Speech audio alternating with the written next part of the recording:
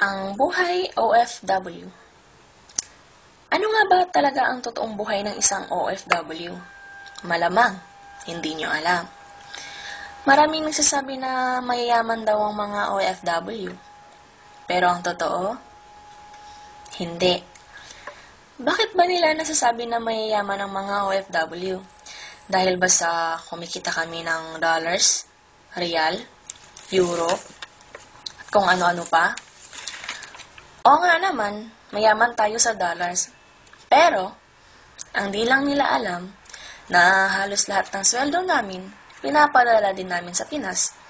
Sa mga pamilya, kapatid, kamag-anak, o mahal sa buhay.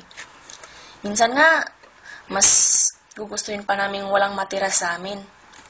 Minsan, 2 beses sa isang araw na lang kami kumakain. Dahil sa sobrang busy sa paghahanap buhay. Kasi, gusto naming maiangat ang pamilya namin sa kahirapan.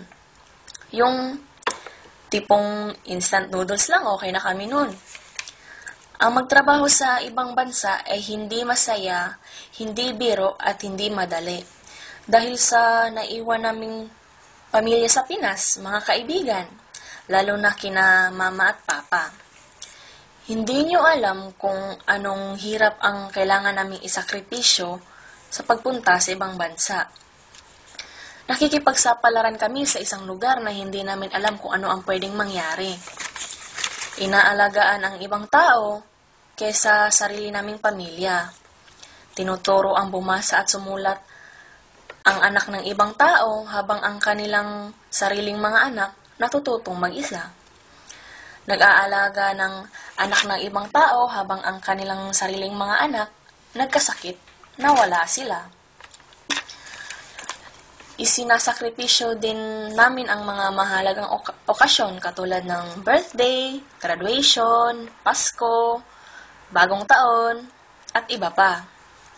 At mayroon ding iba dyan, pati ang paglibing ng kanilang mahal sa buhay, hindi nila nagawa.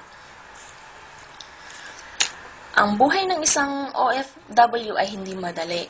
Ang isipin pa lang na hindi mo nakikitang lumalaki ang mga anak mo. Ang hirap na, di ba? Yun bang wala ka sa tabi nila pag kailangan ka nila? Minsan, may mga kababaihan din tayong hindi sinuswerte sa ibang bansa. May mga kababayan tayong minamaltrato ng kanilang mga amo at ang iba, pinagsasamantalahan pa.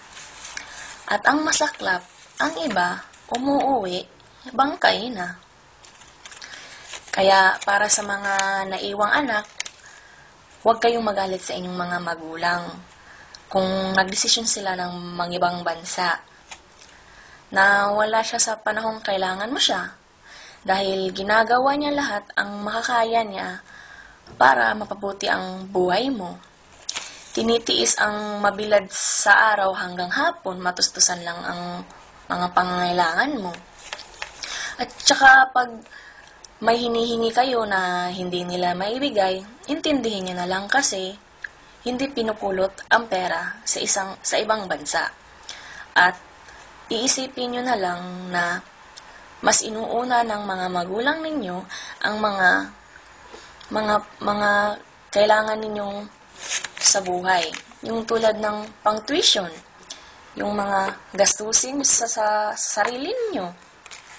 At sa mga asawa na naiwan, sana gamitin mo sa mabuti yung perang pinapadala niya. Kasi yung perang yun ay bunga ng kanyang pawis, dugo at pagod. Yun bang tinitiis niya ang homesick, tinitiis niya ang pagkamis niya sa'yo para lang matustusan ang pamilya ninyo. Ang isang OFW, pag nagkasakit, walang nag-aalaga sa kanila. Sinisikap nilang igapang ang sarili nila papunta sa ospital. Walang ibang sandalan ang isang OFW kundi ang sarili lang nila. Ang buhay ng isang OFW ay tiis, tiyaga, at ang kailangan sa likod ng kahirapan at kalungkutan. Kaya, Hindi nyo maiintindihan ang buhay ng isang OFW kung hindi ninyo mararanasan.